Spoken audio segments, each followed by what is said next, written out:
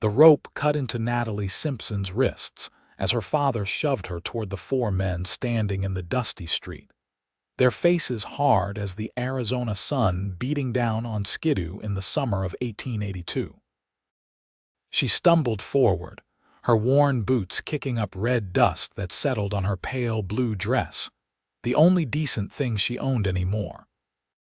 Through her long, dark hair that had fallen loose from its pins, she could see the contempt in the eyes of Marcus Dalton, the saloon owner her father owed $3,000 to, money lost on cards and whiskey over the past 2 years. "She is young, healthy, can cook and clean," her father stammered, his hands shaking as he pushed her closer. "Take her as payment, Dalton. She will work off what I owe." Natalie's throat burned with unshed tears, but she refused to let them fall. She had known this moment was coming ever since her father had returned home 3 nights ago, his face pale and drawn, telling her he had made arrangements to settle his debt. She just had not wanted to believe he would actually go through with it, that he would trade his own daughter like she was livestock at auction. "You think this girl is worth $3,000? Dalton asked, his tobacco-stained teeth showing as he laughed. He was a portly man with greasy black hair and small eyes that looked at Natalie like she was nothing more than property. "She is scrawny, probably cannot work worth a damn." "She can work," her father insisted, his voice desperate. "I raised her to be useful after her mother passed. She is a good girl, obedient." Natalie finally found her voice, turning to look at the man who had given her life. "Father, please do not do this. We can find another way." He would not meet her eyes. Thomas Simpson had once been a proud man, a shopkeeper with dreams of prosperity, but the bottle had taken those dreams and twisted them into something ugly. Her mother's death 5 years ago had broken something inside him that never healed. "It is done, Natalie," he said quietly. "I have no choice." "You always have a choice," she said, her voice breaking despite her efforts to stay strong. "You chose cards over your daughter. You chose whiskey over your family." His face flushed red, but still he would not look at her. Dalton stepped forward, grabbing Natalie's arm with fingers that dug into her flesh. She tried to pull away, but his grip was iron. "She has spirit," Dalton said, looking at his companions. "Might be entertaining to break that." The words sent ice through Natalie's veins. She had heard stories about what happened to girls who ended up in Dalton's employment, girls who disappeared into rooms above his saloon and were never quite the same afterward.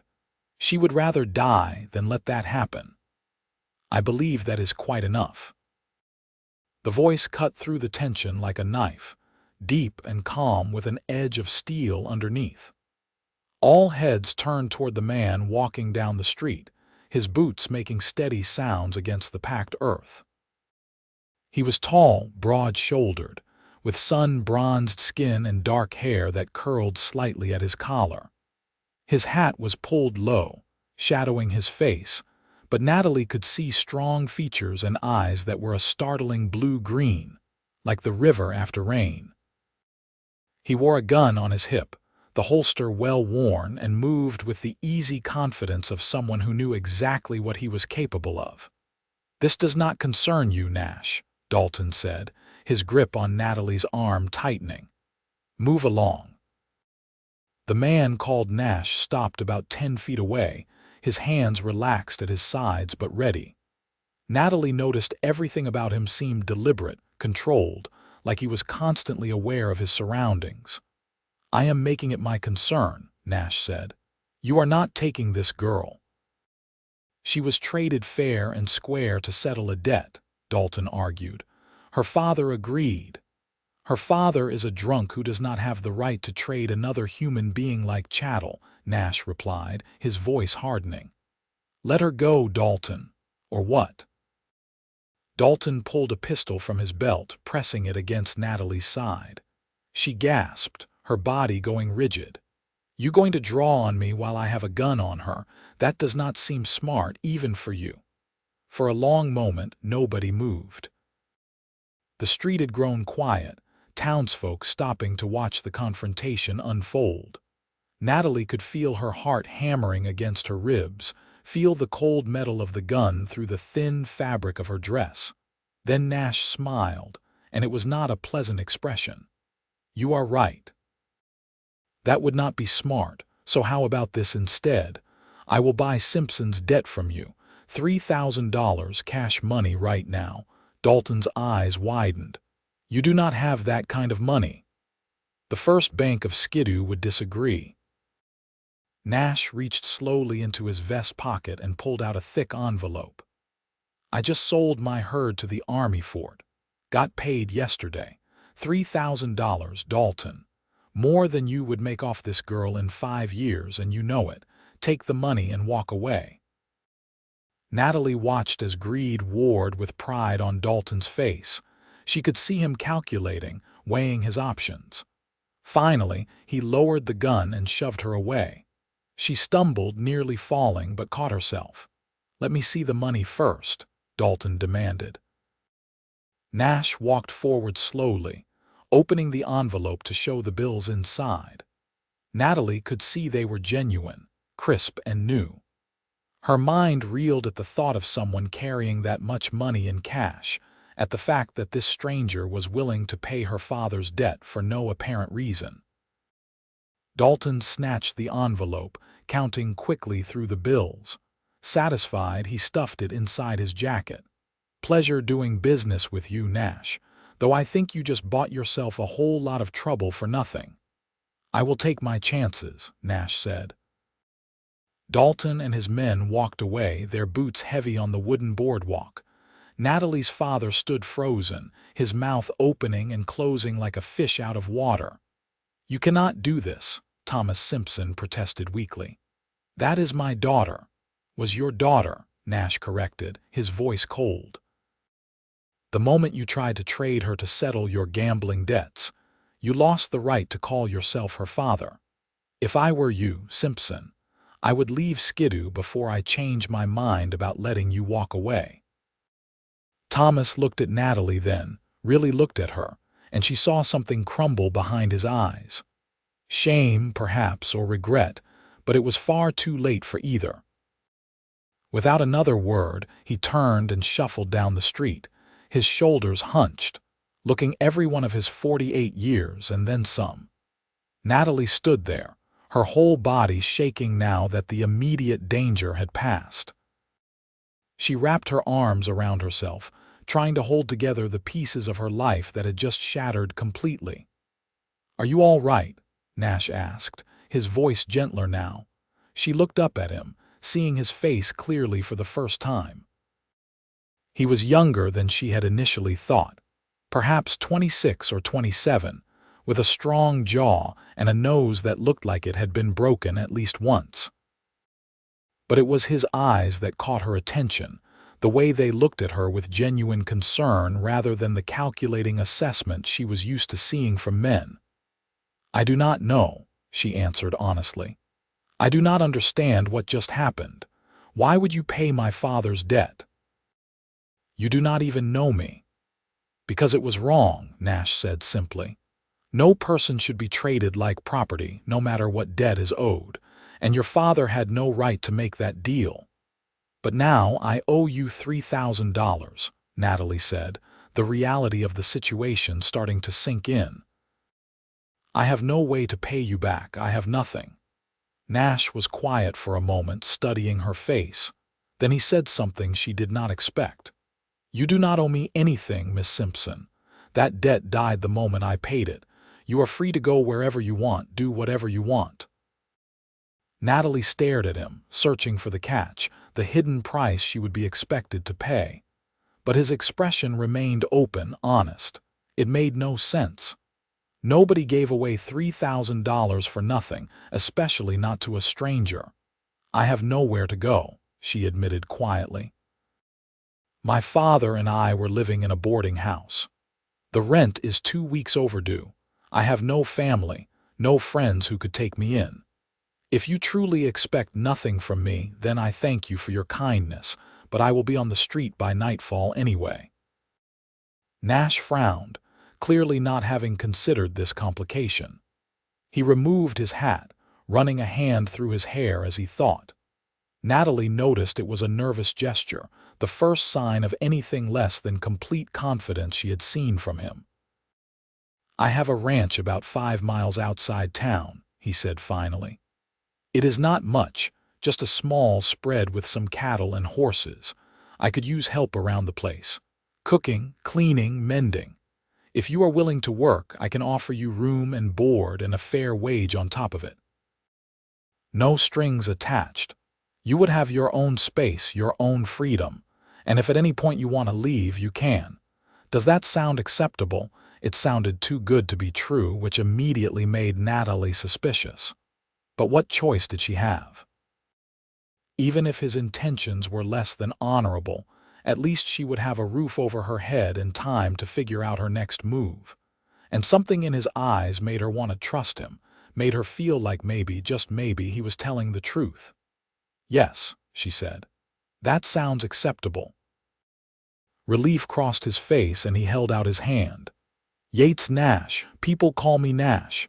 She took his hand, noting the calluses that spoke of hard work, the firm but gentle grip. "Natalie Simpson, thank you, Mr. Nash, for everything." "Just Nash is fine," he said. "Let me help you gather your things from the boarding house, and we can head out to the ranch. The sun will be setting in a few hours, and the road is easier to travel in daylight." Natalie nodded, still feeling like she was moving through a dream. Everything had happened so fast, her entire life upended in the span of 20 minutes. As they walked toward the boarding house, she became aware of the stares following them, the whispers. By tomorrow, everyone in Skidoo would know that Yates Nash had bought Thomas Simpson's daughter, and they would draw their own conclusions about why. "People will talk," she said quietly. "People always talk," Nash replied. "Does not make what they say true. Anyone who knows me knows I would not harm a woman, and anyone who does not know me, well, their opinion does not much matter." There was a confidence in his words that Natalie envied. She had spent her whole life caring what people thought, trying to maintain respectability even as her father drank away their livelihood and reputation.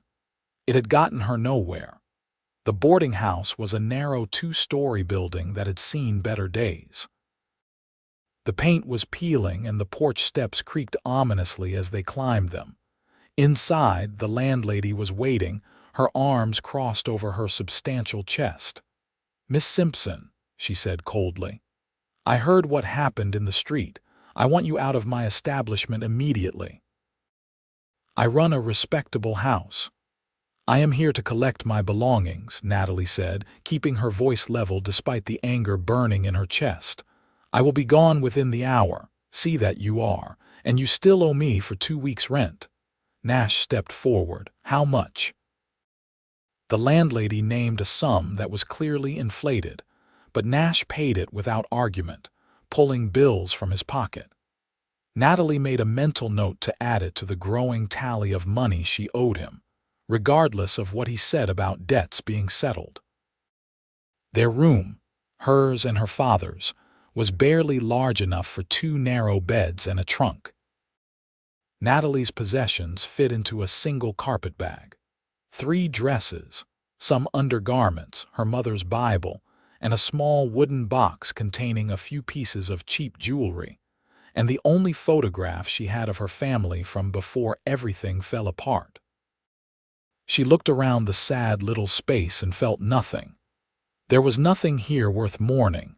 Nash carried her bag without being asked, and they left the boarding house without looking back. He had a wagon waiting on the street, pulled by 2 sturdy horses. He helped her up onto the seat, his hands respectful, then climbed up beside her and took the reins. As they drove out of Skidoo, heading west into the open country, Natalie felt something loosen in her chest. The town had never felt like home, just another place her father had dragged her to when his debts caught up with him elsewhere.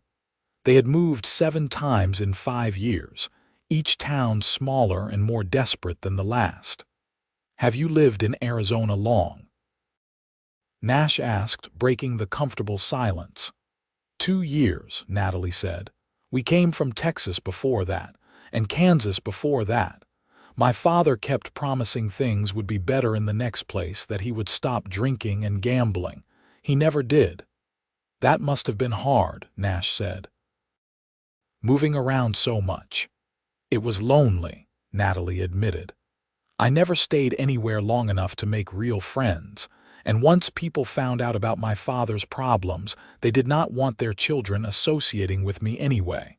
I learned to keep to myself." Nash nodded, his eyes on the road ahead. The landscape was beautiful in a harsh way, all red rock and scrub brush with mountains rising in the distance. The air smelled like dust and sage. "I am sorry you went through that," he said after a while. "You deserved better." The simple kindness in his words made Natalie's throat tight. She could not remember the last time someone had said anything like that to her, had acknowledged that she deserved anything at all. "What about you?" she asked, partly to change the subject and partly because she was genuinely curious. "Have you always lived in Arizona?" "Born and raised," Nash said. "My parents had a ranch about 20 miles from here. They died of fever when I was 19. I sold their place and spent a few years working cattle drives, saving money. Bought my current spread 3 years ago. It is not as big as my parents' ranch was, but it is mine, free and clear." "You have any siblings?" Natalie asked. "A sister." "Married to a rancher up in Colorado. We write letters, but I have not seen her in 2 years. She has 3 kids now." There was fondness in his voice when he talked about his sister. "What about you? Any brothers or sisters?" "No, just me. My mother had trouble carrying babies to term. I was the only one who survived." "She must have treasured you," Nash said. "She did." Natalie smiled at the memory. "She used to say I was her miracle. She taught me everything she knew about cooking, sewing, managing a household. She wanted me to be able to take care of myself if anything ever happened to her. I think she knew my father was unreliable even then, though she never said anything against him." "She sounds like she was a wise woman." "She was. I miss her every day." They fell into silence again, but it was not uncomfortable. Natalie found herself relaxing despite everything that had happened. There was something steady about Nash, something that made her feel safer than she had in years. The ranch came into view as the sun was beginning to sink toward the horizon, painting the sky in shades of orange and pink. It was modest but well maintained. A sturdy house made of wood and stone, a barn, a corral with several horses, and pastures stretching out beyond with cattle grazing. It was more than Natalie had expected, and she felt a flicker of hope that maybe this arrangement could actually work. Nash pulled the wagon up to the house and helped her down. Up close, she could see the house had a covered porch with 2 rocking chairs, window boxes that had once held flowers but were now full of dead plants, and a front door that hung slightly crooked. "I know it is not much," Nash said, sounding almost apologetic. "I have been focused on the livestock more than the house. But it is solid, has a good roof, and the well never runs dry." "It is more than I have had in a long time," Natalie said honestly. He smiled at that, a real smile that reached his eyes and transformed his whole face. Natalie felt her breath catch slightly. He was handsome when he smiled like that, in a rugged, genuine way that was entirely different from the slick charm of men like Dalton. Inside, the house was clean but clearly lacked a woman's touch. The main room served as kitchen, dining area, and sitting room all in one.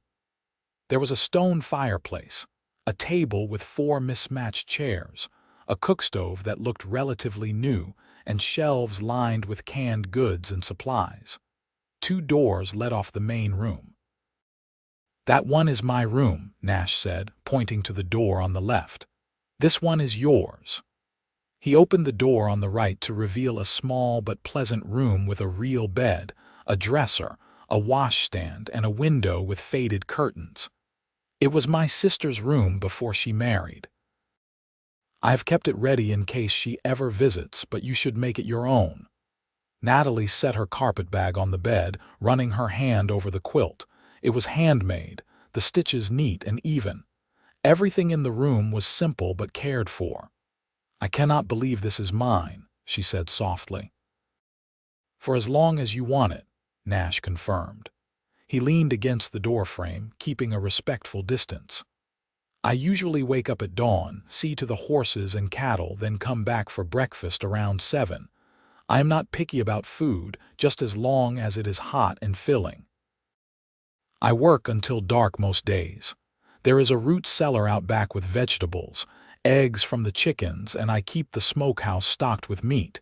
You can cook whatever you think is best." "That sounds reasonable," Natalie said. "What about laundry and cleaning, whenever you think it needs doing?" "Like I said, I am not picky. You will have plenty of free time to do whatever you want. Read, so go for walks. This is your home now, not a prison." Home. The word felt foreign on Natalie's tongue, a concept she had almost forgotten. "I should start dinner," she said, suddenly needing something to do with her hands. "You must be hungry." "Only if you are up for it," Nash said. "It has been a long day. We could just have bread and cheese if you are tired." "I would rather cook," Natalie admitted. "It will help me feel useful." Nash nodded, understanding crossing his face. "Then I will leave you to it. I need to check on the horses anyway. Call if you need anything." He left, and Natalie took a moment to simply stand in the kitchen, taking in her new reality. Then she rolled up her sleeves and got to work. Cooking had always soothed her, the familiar rhythms and smells providing a sense of order in a chaotic world. She found potatoes in the root cellar, along with carrots and onions. There was bacon in the smokehouse and flour for biscuits. It was not fancy, but it would be good and filling. As she worked, she looked out the window and could see Nash in the corral, checking the horses with gentle, practiced movements. He spoke to them softly and they came to him willingly, trusting. By the time Nash returned, the sun had set completely and the kitchen was warm with the smell of food.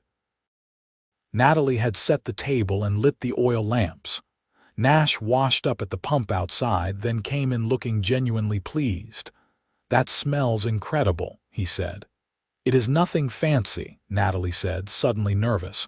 "Just plain cooking." "Plain cooking is perfect," Nash assured her.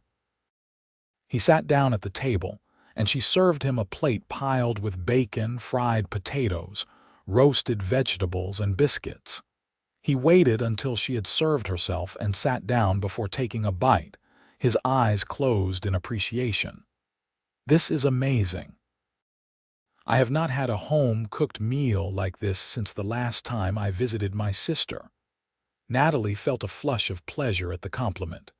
"My mother was a good teacher." They ate in companionable silence for a while. Natalie found herself studying Nash when she thought he was not looking, trying to figure him out. He was a puzzle, a man who had just given away $3,000 to a stranger and was now treating her with more respect and kindness than her own father had shown in years. "Can I ask you something?" she said finally. "Of course. Why did you really help me today? And please do not say it was just because it was the right thing to do. Nobody spends that kind of money without a reason." Nash set down his fork, considering his answer carefully. "My sister," he said finally. "When our parents died, things were complicated. There were some men who tried to take advantage of the situation, who thought a 19-year-old boy and a 17-year-old girl would be easy targets. One of them suggested that my sister could work off a supposed debt our father owed him, said it so casually, like she was nothing more than a horse to be traded." His jaw tightened at the memory. "I was young and angry, and I handled it badly. Ended up with a broken nose and some cracked ribs, but I made my point. Nobody was taking my sister anywhere. When I saw your father trying to do the same thing to you today, I saw red. I have that money sitting in the bank not doing anything productive. Seemed like it could do some good keeping you out of Dalton's hands. Natalie felt her eyes burn with tears she refused to shed. Your sister is lucky to have you. I am the lucky one, Nash said. She kept me human during that time, gave me a reason to be better than my anger. She is probably the reason I did not end up in jail or worse. You think my father will leave town? Natalie asked. I do not know, Nash said honestly. But if he comes around here looking for money or trying to reclaim you, he will regret it. You are under my protection now. The words should have made Natalie feel like more property, another possession being claimed. But the way Nash said it, it felt more like a promise of safety than an assertion of ownership. Thank you, she said softly. I know I keep saying it, but I do not know what else to say. You have given me more today than anyone has in a very long time. You do not need to keep thanking me, Nash said. Just live your life, Natalie. Be happy. That is all the thanks I need. After dinner, Natalie insisted on cleaning up. Nash tried to help, but she shooed him away, needing the familiar task to settle her nerves. When everything was clean and put away, she found him sitting on the porch, looking out at the stars. The night was cool and clear, the sky vast and full of light. I have never seen so many stars, she said, stepping out onto the porch. One of the things I love about living out here, Nash said. Away from town, the sky opens up, makes you feel small in a good way. Natalie sat in the rocking chair next to him, wrapping her shawl tighter against the chill. They sat in comfortable silence, and for the first time in years, Natalie felt something close to peace. I should turn in, she said eventually. Tomorrow is a new day. Sleep well, Natalie, Nash said. She paused at the door. You too, Nash, and thank you, again. He just smiled, and she went inside to her new room, closing the door behind her. She changed into her nightgown, said her prayers like her mother had taught her, and climbed into bed. The mattress was softer than any she had slept on in years, the quilts warm and smelling faintly of lavender. As she drifted off to sleep, Natalie allowed herself to hope that maybe, just maybe, her life was about to get better. The first week at the ranch passed in a blur of routine and discovery. Natalie threw herself into her work, determined to prove her worth. She woke before dawn each morning, had breakfast ready when Nash came in from his first round of chores, packed him a lunch for the midday meal, and prepared hearty dinners for the evening. She cleaned the house from top to bottom, washed and mended his clothes, tended the small vegetable garden, and collected eggs from the chickens. Nash had not been exaggerating about having plenty of free time. Even with all her tasks, she found herself with hours to spare. She began baking bread and pies, preserving vegetables for the winter, and even attempted to bring those window boxes back to life with some wildflowers she found growing near the creek. Nash was unfailingly kind and respectful. He never entered her room without permission, never made any inappropriate comments or advances, and always treated her like an equal rather than a servant. He often asked her opinion on things, from what supplies they needed from town to which pasture would be best for rotating the cattle. It was strange and wonderful to be treated as if her thoughts mattered. On the 8th day, Nash announced at breakfast that he needed to make a run into Skidoo for supplies and asked if she wanted to come along. I have a list of things we need, Natalie said. But I am not sure I am ready to face the town yet. People will stare and whisper. They will do that whether you are there or not, Nash pointed out. Might as well get it over with. Besides, I thought you might want to pick out some fabric for new dresses. You have been making do with the same 3 dresses since you got here. Natalie looked down at her worn blue dress, which she had mended so many times it was more patch than original fabric. The idea of new dresses was tempting, but she worried about the expense. "I do not have money for fabric," she said. "Your wages," Nash reminded her. "I owe you for a week's work." "We never discussed wages," Natalie protested. "An oversight on my part." Nash pulled out a small leather pouch and counted out bills onto the table. $20 seems fair for room, board, and your work." Natalie stared at the money. $20 was more than she had ever had at one time in her life. "That is too much." "That is what you are worth," Nash said firmly. "Actually, it is probably too little, but I am trying to stick to a budget." She could see he was not going to budge on this, so she carefully folded the bills and put them in her pocket. "Thank you. And yes, I will come to town with you. You are right. I cannot hide out here forever." They left an hour later, the morning sun already hot despite the early hour. The road to Skidoo was dusty and rutted, but the wagon was sturdy and Nash drove carefully. Natalie found herself relaxing as they drove, enjoying the landscape and the chance to sit next to Nash without any particular task demanding her attention. "What made you want to be a rancher?" she asked. "It is in my blood, I think," Nash said. "My grandfather was a rancher and his father before him. There is something about working with the land and animals, building something with your own hands. I like the independence of it, being my own boss, and I like the quiet. Too many people make me nervous." "You hide it well," Natalie said. "You seem very confident." "I am confident when I need to be," Nash said, "but that does not mean I enjoy it. Give me a horse and open country over a crowded saloon any day." "I feel the same way," Natalie admitted. "About the crowds, I mean. I always felt like I was being judged, like everyone could see how my father had failed and was waiting for me to fail too." "You are not your father's failures," Nash said, and there was an intensity in his voice that made her look at him. "You are your own person, Natalie. Do not let anyone make you feel otherwise." She felt warmth spread through her chest at his words. "I am trying to believe that." "You will," Nash said. "Give it time." Skidoo was busy when they arrived, people going about their Saturday business. Natalie saw heads turn as Nash helped her down from the wagon, saw the whispers start immediately. She held her head high, refusing to show any shame or embarrassment. They went to the general store first. Mr. Henderson, the owner, greeted them with a raised eyebrow but was professional enough not to comment.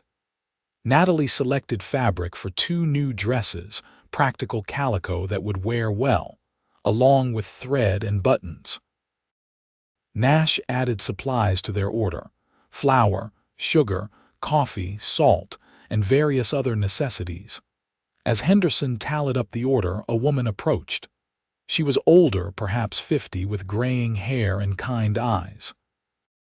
Natalie recognized her as Martha Connolly, one of the few women in town who had ever spoken to her with genuine kindness during her time here.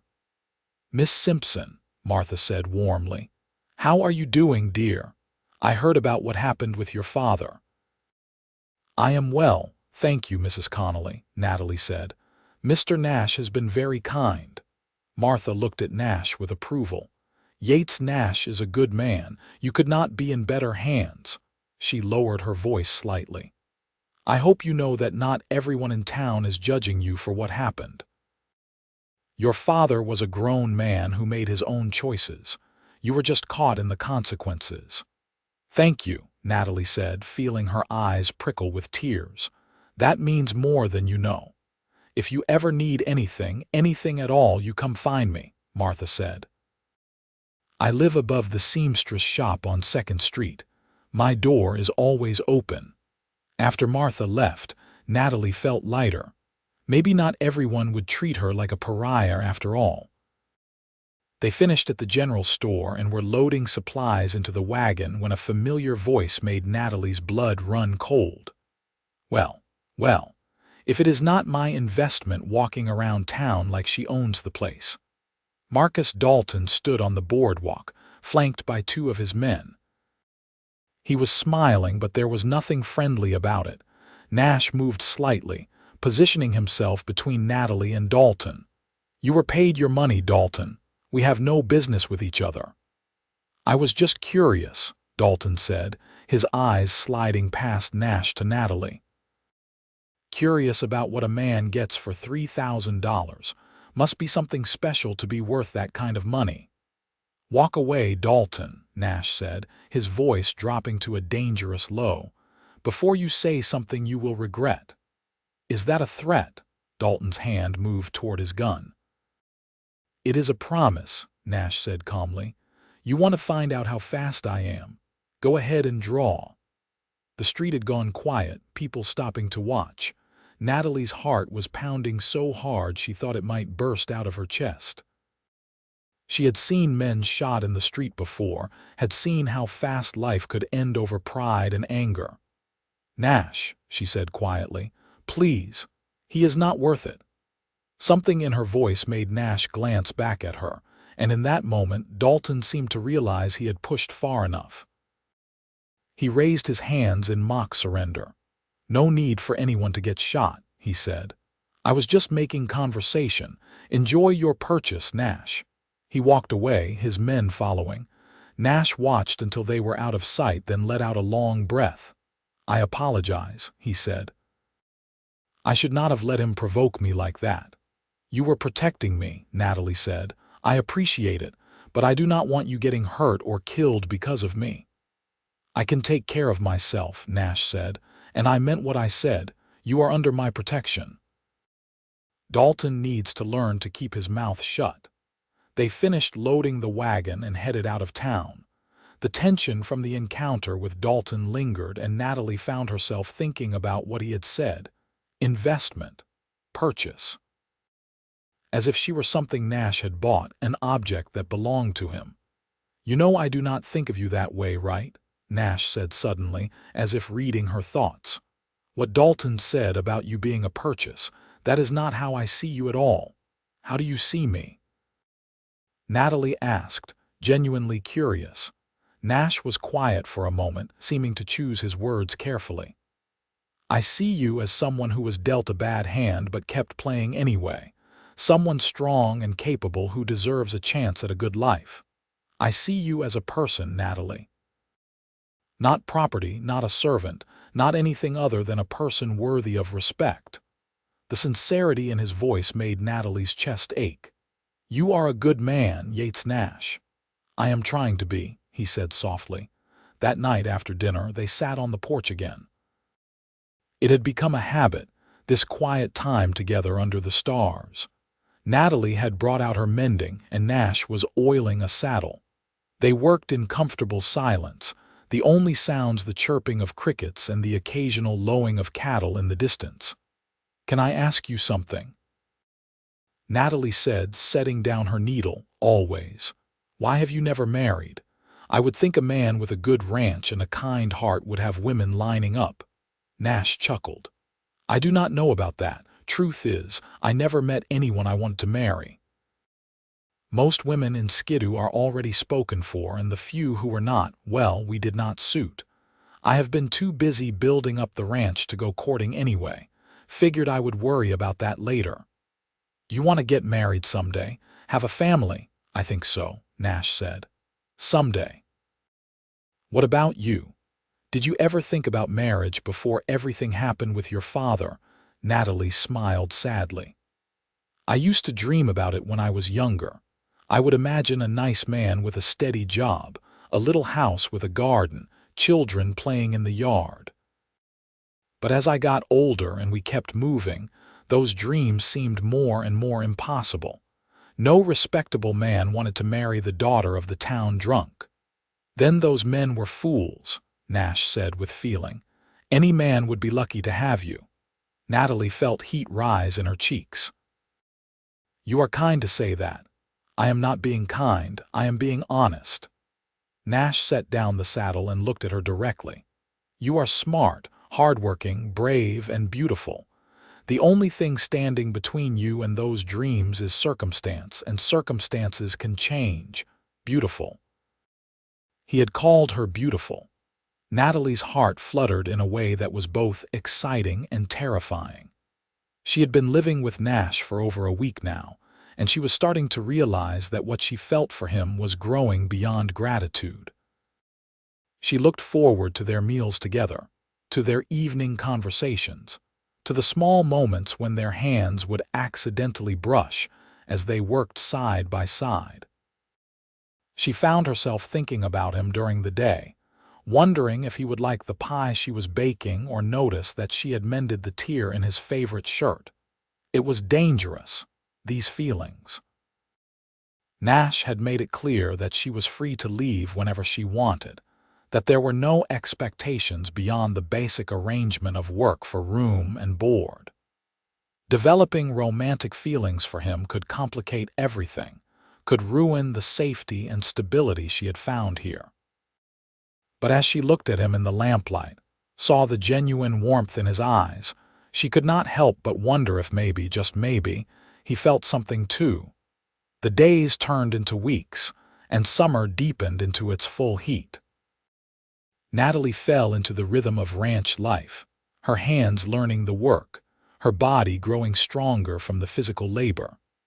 The window boxes bloomed with wildflowers, the garden flourished under her care, and the house took on a warmth it had been lacking. Nash taught her to ride, patiently guiding her through the basics on a gentle mare named Daisy. At first, Natalie was terrified, certain she would fall and break her neck. But Nash was a good teacher, calm and encouraging, and gradually she found her confidence.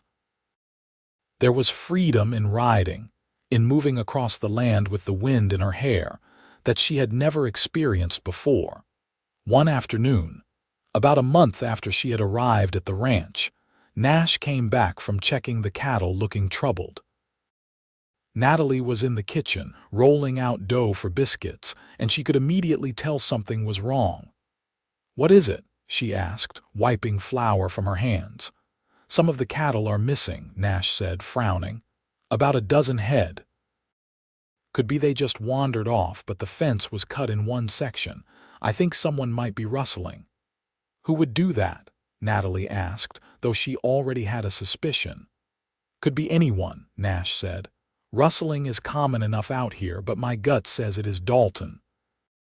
He has been making noise around town about how I embarrassed him, how I owe him for that. Man like that does not forget a perceived slight. What are you going to do? Fix the fence first, then keep a closer eye on the herd. If it happens again, I will have to ride into town and talk to the sheriff, though I doubt that will do much good. Sheriff Hayes is not exactly known for his dedication to justice." "Can I help?" Natalie asked. Nash looked surprised. "It is hot, hard work." "I am not afraid of hard work," Natalie said. "And you will finish faster with 2 people." Nash smiled. "All right then. Let me saddle up Daisy for you." They rode out together, and Nash showed her the section of fence that had been cut. It was clean work, done with wire cutters rather than torn by an animal, definitely deliberate. They spent the afternoon repairing the fence, working side by side in the sun. Natalie's hands blistered and her back ached, but she refused to complain. She could see the worry in Nash's eyes, the frustration of someone who worked hard to build something only to have it threatened. "I am sorry this is happening," she said as they worked. "Not your fault," Nash said. "Is it not?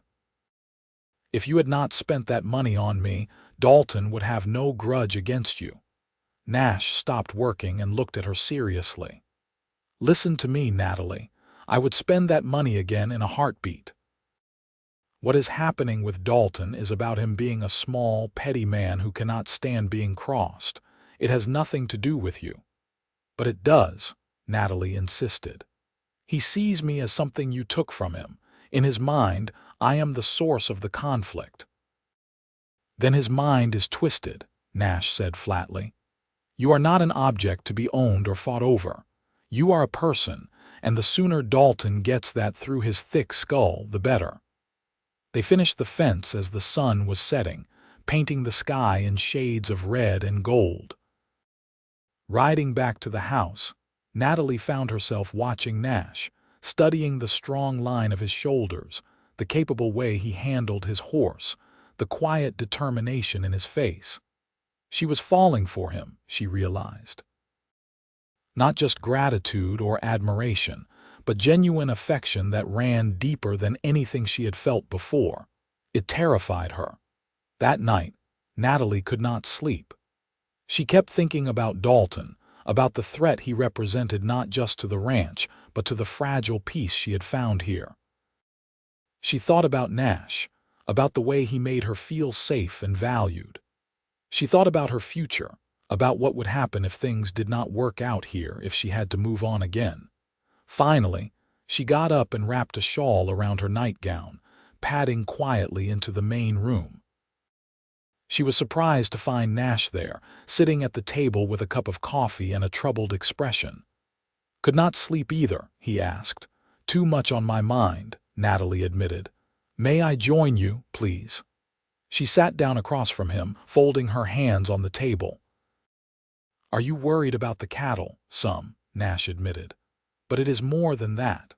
I keep thinking about what you said earlier about Dalton seeing you as something I took from him. It makes my blood boil, the idea that anyone would see you that way." "Why?" Natalie asked softly. "Why does it matter so much to you?" Nash looked at her, and in the lamplight his eyes were very blue. "Because you matter to me, Natalie.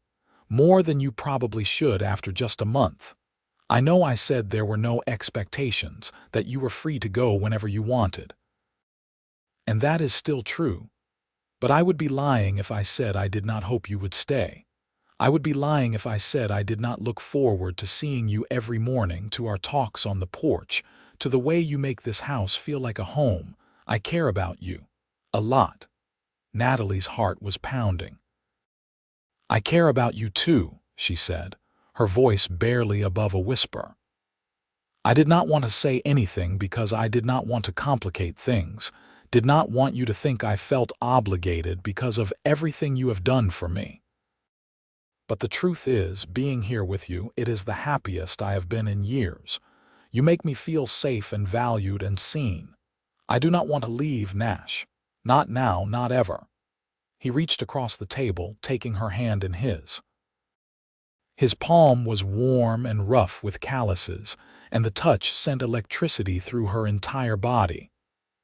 "I was not looking for this," Nash said. "Was not looking for you. But now that you are here, I cannot imagine this place without you. I do not know what the future holds, Natalie, but I know I want you in it, however you will have me." "I want that too," Natalie said, squeezing his hand. "I want to build a life here with you, if you will have me." Nash stood, pulling her gently to her feet. He cupped her face in his hands, his thumb brushing across her cheek. "You are worth more than gold, Natalie Simpson. Do not ever let anyone make you feel otherwise." Then he kissed her, soft and sweet and full of promise. Natalie felt tears slip down her cheeks, but they were happy tears, tears of relief and joy and hope. When they finally pulled apart, both were smiling. "I should let you get back to bed," Nash said reluctantly. "Or you could kiss me again," Natalie suggested, feeling bold. He laughed, the sound warm and genuine, and obliged her. They stood in the lamplight, holding each other, and Natalie felt like she had finally come home. The next morning, everything felt different and yet exactly the same. Nash was still gentle and respectful, but now there was an openness between them, a promise of something more. They held hands over breakfast, stole kisses when they thought no one was watching, even though there was no one around for miles, and talked about the future with a certainty that had not been there before. 3 days later, more cattle went missing. Nash rode out to investigate and found another section of fence cut. This time, there were hoof prints in the dust, several horses, heading toward Dalton's property. "I am riding into town," Nash announced when he returned. "I am going to confront Dalton and involve the sheriff whether he likes it or not. This has to stop." "I am coming with you," Natalie said immediately. "Natalie, it could be dangerous." "All the more reason for me to be there," she said firmly. "We are in this together, Nash. Whatever happens, we face it together."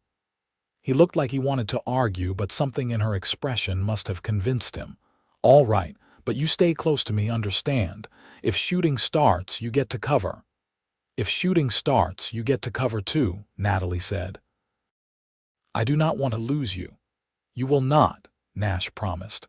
"I have too much to live for now." They rode into Skidoo together, and this time Natalie did not care about the stares or whispers. She sat tall in the saddle, her hand occasionally brushing Nash's as they rode. They went straight to the sheriff's office, a small building on Main Street that always seemed to smell like tobacco and old sweat. Sheriff Hayes was at his desk, his feet up, reading a newspaper. He was a heavy man with a thick mustache and eyes that always seemed to be calculating the easiest path through any situation. "Nash," he said, not bothering to get up. "What brings you to town?" "Someone is rustling my cattle, Sheriff. Cut fences, missing stock." "I have evidence that points toward Dalton's property." Hayes sighed, finally lowering his feet. "That is a serious accusation, Nash. You have proof?" "I have cut fences and tracks leading toward his land," Nash said. "That is enough to investigate." "Mr. Dalton is a prominent businessman in this town," Hayes said carefully. "I cannot just go accusing him of rustling without solid evidence." "So what? His money means he is above the law?" Nash asked, his voice hard. "It means I need more than some tracks in the dirt before I go making accusations," Hayes said. "You bring me real proof and I will act. Until then, my hands are tied." Natalie could see Nash's frustration, could see him fighting to keep his temper in check. She put a hand on his arm, a gentle reminder that losing control would not help. "Then we will get you proof," Nash said finally. "But when I do, Sheriff, I expect you to do your job." They left the sheriff's office and nearly ran into Marcus Dalton coming out of the saloon across the street. He saw them and smiled, that same unpleasant smile that made Natalie's skin crawl. "Nash, Miss Simpson," he said, tipping his hat mockingly. "Lovely day, is it not?" "Where are my cattle, Dalton?" Nash asked bluntly. "Your cattle? I'm afraid I do not know what you mean." "You know exactly what I mean. You have been rustling my stock to get back at me," Dalton laughed. "Those are some serious accusations, Nash. Do you have any proof?" "I will get it," Nash promised. "Good luck with that," Dalton said. He looked at Natalie then, his eyes cold. "You know, I have been wondering.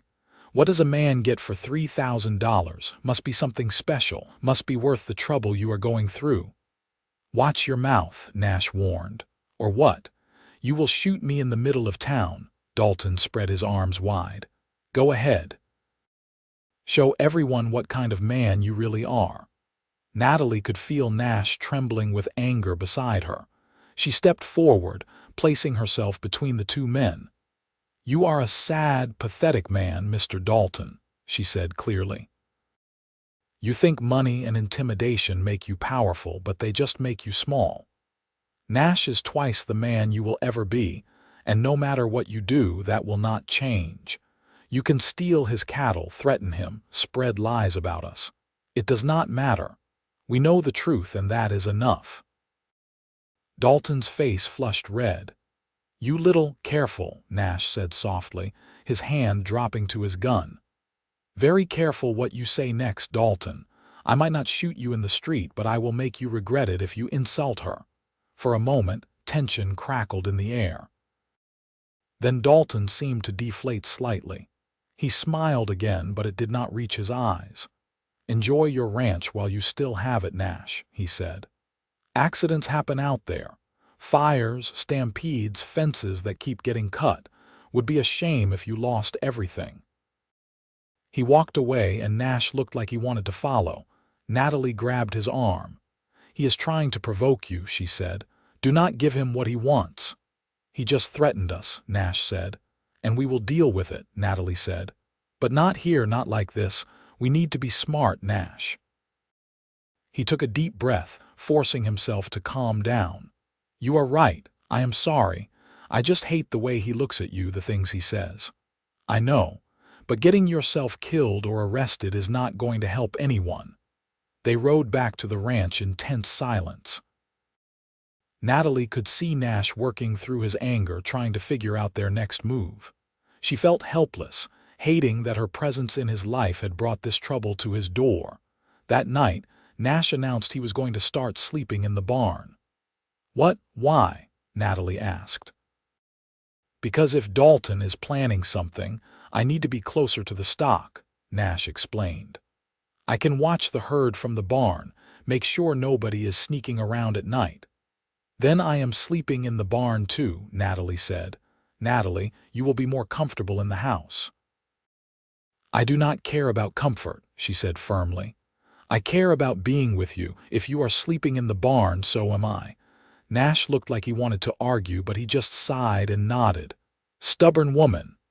"You have no idea," Natalie said with a small smile. They made a comfortable nest in the hay loft, with blankets and pillows from the house. It was not fancy, but lying there in the darkness with Nash's arm around her, listening to the horses moving in their stalls below, Natalie felt safe. "You ever regret it?" Nash asked quietly.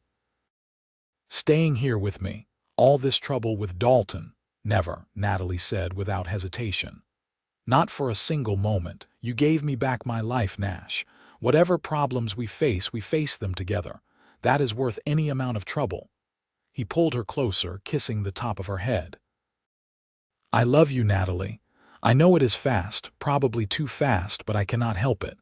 I love you." Her heart soared. "I love you too, Yates. I think I have been falling for you since the moment you stepped into that street and told Dalton to let me go." They lay there in the darkness, holding each other, and despite everything, Natalie felt happy. The next 3 nights passed without incident. Nash stayed vigilant, checking on the cattle multiple times after dark, but everything remained quiet. Natalie began to hope that maybe Dalton's threats were just words, that he would not actually do anything. On the 4th night, they woke to the smell of smoke. Nash was on his feet instantly, Natalie scrambling up behind him. Looking out the barn door, they could see flames in the far pasture, spreading quickly through the dry grass. "The cattle," Nash said, his voice tight with panic. He ran for his horse, and Natalie followed. They rode hard toward the fire, and Natalie could see the cattle starting to panic, beginning to stampede away from the flames. "We need to get them toward the creek," Nash shouted over the roar of the fire. "It is the only place with enough water to stop the fire spreading." They worked frantically, riding around the edges of the herd, pushing the cattle toward the water. The heat was intense, smoke stinging Natalie's eyes and making it hard to breathe. She could see Nash ahead of her, fearlessly riding close to the flames, his horse dancing nervously but responding to his commands. A burning branch fell from a nearby tree, spooking Daisy. The mare reared, and Natalie felt herself slipping from the saddle. She hit the ground hard, the breath knocked out of her. Through the smoke and confusion, she saw the flames spreading closer, saw a wall of fire between her and safety. Then Nash was there, leaping from his horse and pulling her to her feet. "Can you ride?" "Yes," Natalie gasped. "Then get on, Daisy, and ride for the creek. I will be right behind you." But as Natalie remounted, she saw Nash's horse bolt, terrified by the fire. Nash was on foot, surrounded by flames that were closing in fast. "Nash," she screamed. "Go," he shouted. "Get to safety." There was no way Natalie was leaving him. She rode Daisy as close as she dared, then reached down. "Grab my hand." "Natalie, the horse cannot carry both of us." "She can for a short distance. Trust me. Please." Nash grabbed her hand, and with strength born of desperation, he swung up behind her. Daisy screamed in protest, but responded to Natalie's urgent commands.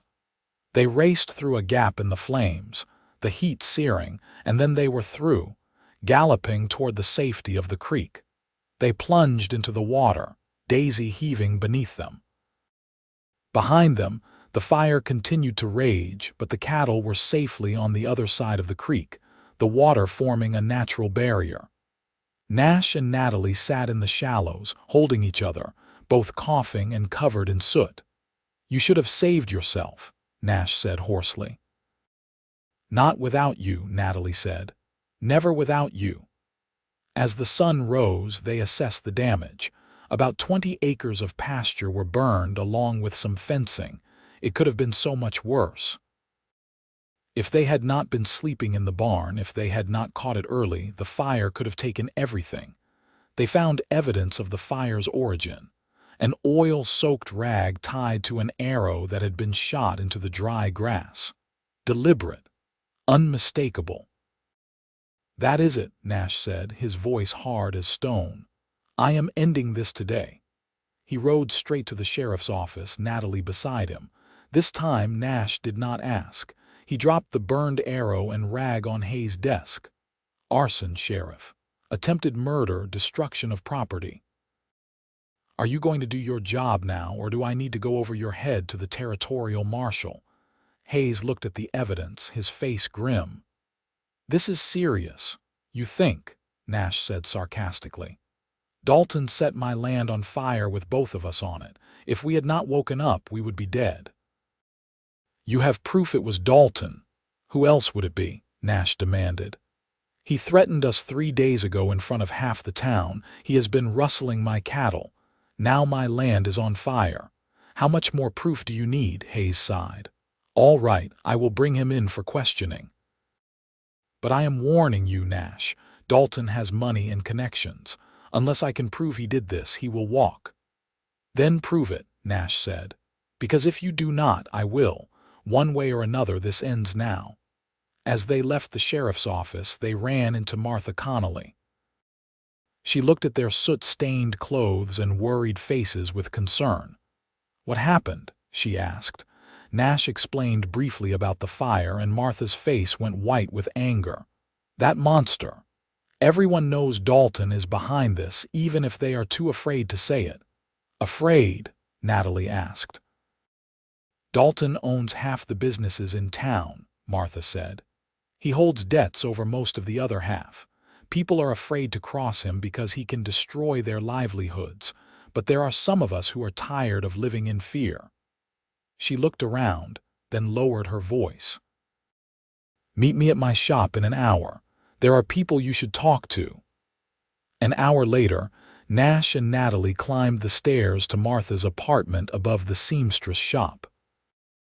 Inside, they found half a dozen townspeople waiting: the blacksmith, the baker, a couple of ranchers from neighboring properties, and a woman Natalie recognized as one of the girls who worked in Dalton's saloon.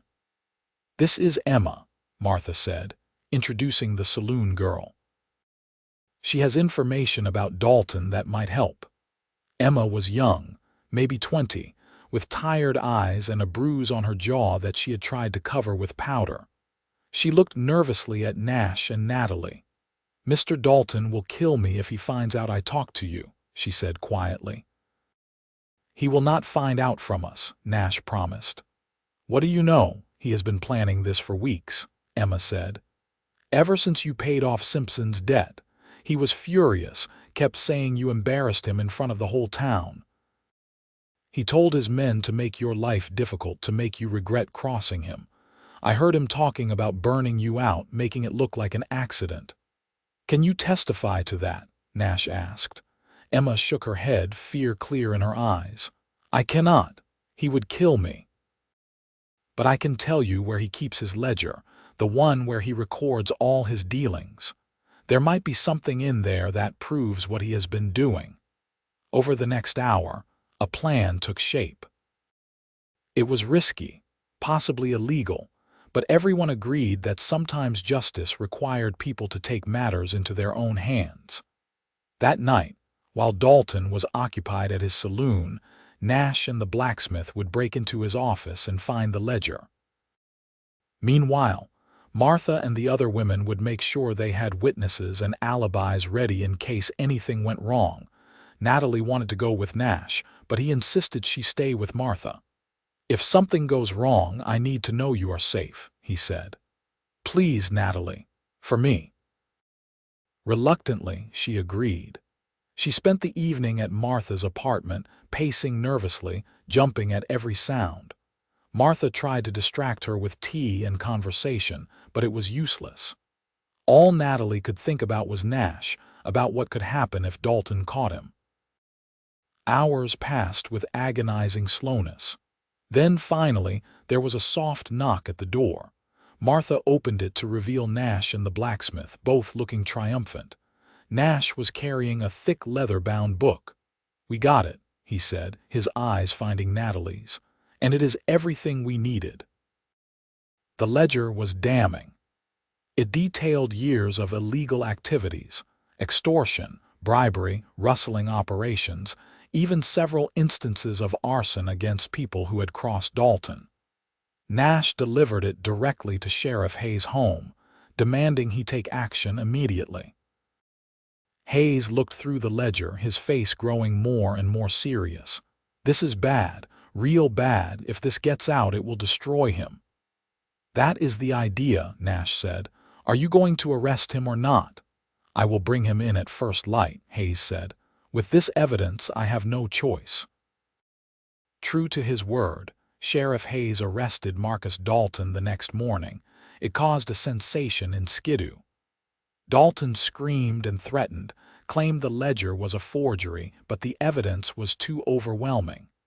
When his own men started turning on him, hoping for lighter sentences, it was over. Dalton was charged with multiple crimes and held for trial. The territorial judge arrived 2 weeks later. The trial was swift, the evidence overwhelming. Dalton was sentenced to 20 years in the territorial prison. As he was led away in chains, he looked at Nash and Natalie with pure hatred. "This is not over," he said. "I will get out eventually, and when I do, you will pay." "By the time you get out, you will be an old man," Nash said calmly, "and we will be long past caring about you." With Dalton gone, a weight lifted from Skidoo. People who had been living in fear began to speak freely again. Businesses that had been under Dalton's thumb flourished, and for Nash and Natalie, life settled into a peaceful rhythm. 2 months after the trial, on a beautiful October morning when the air was crisp and the sky impossibly blue, Yates Nash and Natalie Simpson were married in a small ceremony at the ranch. Martha served as Natalie's witness, and the blacksmith stood up for Nash. It was simple and perfect, exactly what they both wanted. That night, as they lay together as husband and wife for the first time, Nash traced the curve of Natalie's face with gentle fingers. "You remember what I said that first day?" he asked softly. "That you were worth more than gold." "I remember," Natalie said. "I meant it then, and I mean it even more now. You are worth everything to me, Natalie Nash. You are my home, my heart, my future." Tears slipped down Natalie's cheeks. "You saved me, Nash, in every way a person can be saved. I was lost, and you gave me a life worth living. You gave me love." "We saved each other," Nash said, kissing her softly. "And we are going to build a beautiful life together." And they did. The ranch prospered under their combined efforts. Natalie's practical skills and Nash's hard work transformed the property into one of the most productive in the county. They built additions onto the house, fixed up the barn, expanded the herd. A year after their marriage, Natalie gave birth to a healthy baby boy they named James, after Nash's father. 2 years later, a daughter came, Sarah, named for Natalie's mother. Then another boy, Thomas, though they called him Tommy to distinguish him from Natalie's father, who had died of liver failure in a neighboring town before ever knowing about his grandchildren. Natalie grieved for the man her father could have been, but she did not waste energy mourning the man he actually was. Nash's sister visited from Colorado with her own growing family, and the two households became close, the children writing letters and visiting whenever possible. Martha Connolly became like a grandmother to their children, always ready with stories and sweets. The ranch was always full of life and laughter, of love and purpose. On their 5th anniversary, as they sat on the porch watching their children play in the yard, Nash pulled Natalie close. "Do you ever think about that day?" he asked. "When your father tried to trade you to Dalton?" "Sometimes," Natalie admitted, "but not with sadness anymore. Because if that had not happened, I never would have found you. I never would have had this life. It was the worst day of my life at the time, but it led to the best things." "I think about it too," Nash said. "I think about how close I came to riding past, to minding my own business. What would have happened to you, to us?" "But you did not ride past," Natalie said, taking his hand. "You stopped. You saved me. And in doing so, you saved yourself too, I think. We were both lonely, both searching for something without knowing what it was." "And we found each other," Nash said softly. "And we found each other," Natalie agreed. They sat in comfortable silence, watching the sunset paint the sky in shades of gold and pink. In the distance, the cattle lowed peacefully. The children's laughter rang out clear and joyful. The smell of the dinner Natalie had prepared earlier drifted through the open windows. This was home. This was family. This was love. Years continued to pass, bringing both challenges and joys. There were hard winters when they worried about the livestock, dry summers when they prayed for rain. There was the year James broke his arm falling from a horse, and the year Sarah nearly died of fever before pulling through. There were good times too, big harvests and successful sales, birthdays and holidays, quiet evenings and passionate nights. Through it all, Nash and Natalie faced everything together. They grew older, their love deepening and maturing like good wine. The passion of those early days transformed into something even stronger, a partnership built on trust and respect and genuine affection. When James turned 18, he announced he wanted to study law in Phoenix. Nash was disappointed, having hoped his son would take over the ranch, but he supported James' decision. Sarah, at 16, showed a talent for breeding horses and took over that aspect of the ranch with enthusiasm. Tommy, at 14, was still figuring out his path but showed promise in everything he tried. On their 20th anniversary, Nash took Natalie on a trip to San Francisco, something they had talked about for years but never done. It was their first time leaving the ranch for more than a day or two, and it felt strange and exciting to explore the bustling city together. Standing on the deck of a ship in the harbor, watching the sun set over the Pacific Ocean, Natalie leaned back against Nash's chest. "Thank you," she said. "For what? For this. For everything. For 20 years of the most amazing life I could have imagined." Nash turned her to face him, his hands framing her face. His hair was streaked with gray now, and there were lines around his eyes, but to Natalie, he was as handsome as the day she met him. "You thank me," he said, "but you gave me just as much. More, maybe. You took a lonely cowboy with a half-built dream and helped him turn it into something real.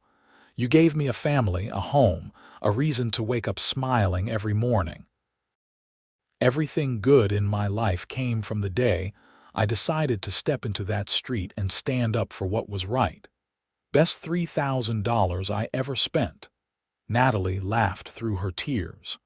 "I am definitely worth more than $3,000 at this point." "You are worth more than gold," Nash said, echoing the words he had spoken so many years ago. "You always have been, and you always will be." He kissed her there on the deck with the ocean breeze in their hair and the setting sun painting everything golden. And Natalie thought about the frightened girl she had been, standing in that dusty street with rope marks on her wrists, believing her life was over. She had been so wrong. Her life had not been ending that day. It had been beginning. They returned to the ranch refreshed and reconnected, ready for the next chapter. James finished his law studies and opened a practice in Phoenix, but he visited regularly, eventually bringing home a sweet young woman named Rebecca who he married in a ceremony at the ranch. Sarah married the son of a neighboring rancher, a young man named David who loved horses as much as she did. They built a house on the far edge of Nash and Natalie's property, expanding the family business. Tommy surprised everyone by deciding to become a teacher, moving to Tucson to attend normal school. More grandchildren arrived, 8 in total, filling the ranch with noise and chaos and joy. Nash built swings and taught the children to ride, just as patient with them as he had been with his own children. Natalie baked endless cookies and pies, told stories, and passed on her mother's teachings to another generation. On a warm spring evening, with Nash now 60 and Natalie 58, they sat on their porch watching their grandchildren play. Nash's hair was fully silver now, and his hands bore the marks of a lifetime of hard work. Natalie's dark hair was streaked with gray and she wore reading glasses for her needlework. But they still held hands, still stole kisses, still looked at each other with love. "You have any regrets?" Natalie asked. Nash considered the question seriously. "Only one," he said finally. "I wish I could go back and tell that terrified girl in the street that everything was going to be all right, that the worst day of her life was going to lead to 36 years of happiness." 36 years and counting, Natalie corrected. "We are not done yet." "No," Nash agreed, squeezing her hand. "We are not done yet." And they were not. They had many years left together, years of watching their children and grandchildren grow and thrive, years of continued partnership and love. When Nash finally passed away at the age of 78, peacefully in his sleep with Natalie beside him, he did so knowing he had lived a full and meaningful life. His last words were to tell Natalie that he loved her, that she was the best thing that ever happened to him.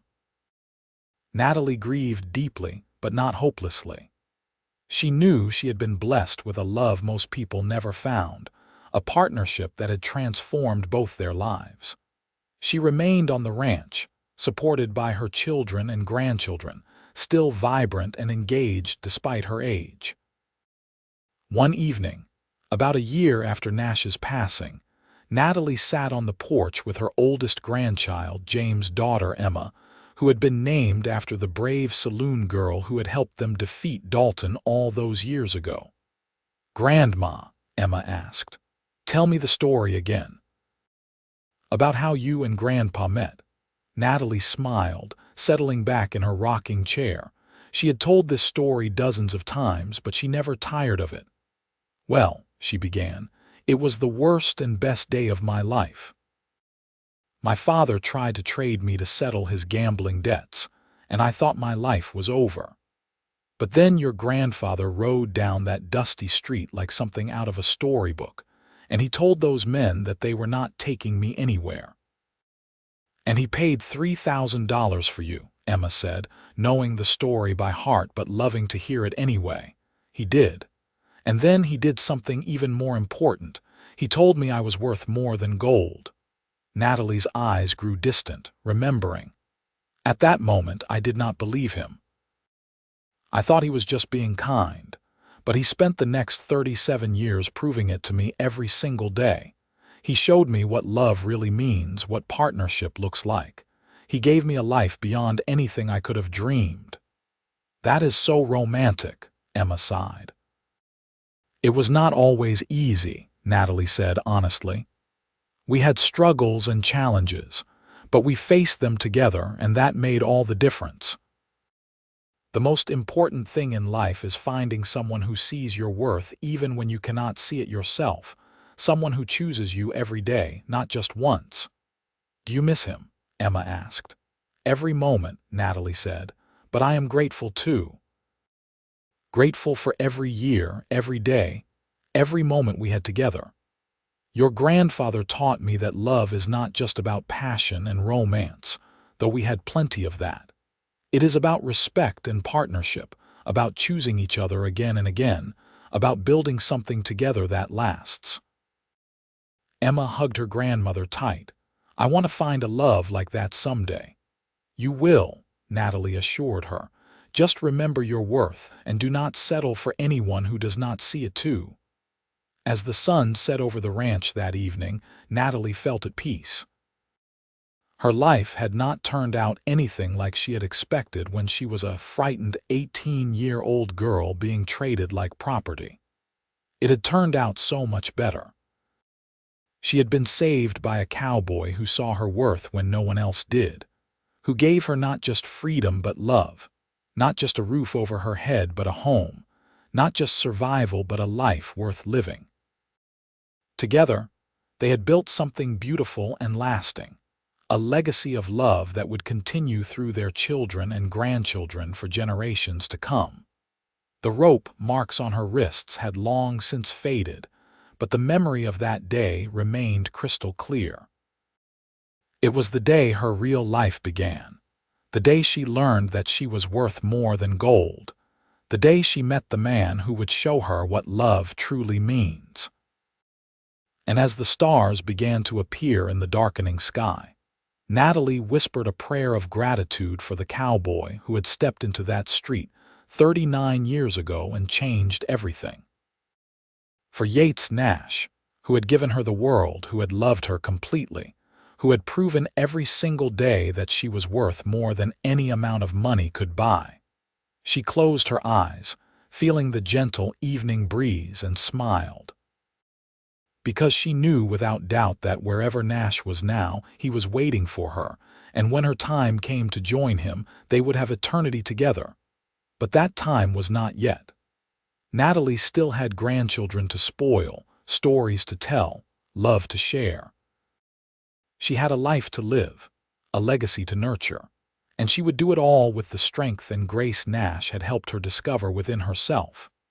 The ranch thrived under the joint management of Sarah and her husband, with regular input from Natalie, whose wisdom and experience remained invaluable. James' legal practice grew successful, and he often handled land disputes and contracts for local ranchers, always remembering his father's integrity and his mother's kindness in his dealings. Tommy became a respected teacher, shaping young minds and passing on the values of hard work and compassion his parents had instilled in him. Years continued to flow like water, and Natalie lived to the remarkable age of 87. She remained sharp and engaged until the end, surrounded by children, grandchildren, and even great-grandchildren. On her last evening, as the family gathered around her bed, she looked at each face with deep love. "I have had the most wonderful life," she told them, her voice still strong despite her failing body. "I want you all to know that. I was blessed beyond measure, and it all started with your grandfather, your great-grandfather, having the courage to stand up for what was right. Remember that. Stand up for what is right, even when it is difficult. See the worth in people that others might miss. Love deeply and completely. That is the legacy your grandfather and I want to leave you." She passed peacefully that night, slipping away in her sleep with a smile on her face. At her funeral, attended by what seemed like half of Arizona, story after story was shared about the impact she and Nash had made on people's lives. The girl who had been traded like property had become a matriarch, a pillar of the community, a woman whose kindness and strength had touched countless lives. They buried her next to Nash on a hill overlooking the ranch, under the wide Arizona sky they had both loved. The headstone was simple but perfect. Natalie Simpson, Nash beloved wife, mother, grandmother worth more than gold, and on Nash's stone beside her, placed there by Natalie herself years before. Yates Nash beloved husband, father, grandfather who saw worth where others saw none. The ranch remained in the family for generations, passed down through Sarah's line. Each generation heard the story of how it all began, of the cowboy who paid $3,000 for a debt that was not his to pay, who told a frightened girl she was worth more than gold, and who spent his life proving it. It became a family legend, a love story that defined them, a reminder that sometimes the worst moments of our lives can lead to the best, that courage and kindness can change everything, that love is not about possession, but about seeing and celebrating someone's true worth. The old house, expanded and renovated over the decades but still recognizable at its core, stood as a testament to what Nash and Natalie had built together. The porch, where they had spent countless evenings, still creaked under the weight of family members seeking a moment of peace. The barn, rebuilt twice but always on the same foundation, still sheltered horses and cattle. The land, carefully tended and respected, continued to provide. And sometimes, on quiet evenings when the sunset painted the sky gold and the breeze carried the scent of sage, people swore they could feel the presence of Nash and Natalie still there, still watching over the land they had loved, still holding hands, still together. Because some loves are so strong, so pure, so true, that they transcend time and mortality. The love between Yates Nash and Natalie Simpson was one of those loves, a love that started with an act of courage on a dusty street in Skidoo, Arizona, in the summer of 1882, and lasted through 37 years of marriage and beyond into eternity. It was a love that proved what Nash had known from the very beginning and spent his life demonstrating. Natalie Simpson was worth more than gold. She was worth everything. And together, they built a legacy of love, family, and integrity that would endure for generations to come. A shining example of what two people can create when they see each other's true worth and choose love every single day. Their story became more than just family history. It became a beacon of hope, a reminder that no matter how dark things might seem, no matter how lost we might feel, redemption and love are always possible. That sometimes strangers become family, that courage can change lives, that standing up for what is right matters, and that true love, when found and nurtured, can transform everything. The ranch still stood, thriving and beautiful, a living monument to two people who loved each other completely and built something that would last long after they were gone. And in that enduring legacy, in the lives they touched, and the family they created, Yates Nash and Natalie Simpson found their happily ever after, not just in life but in the memories and love that continued long after their time on Earth had ended.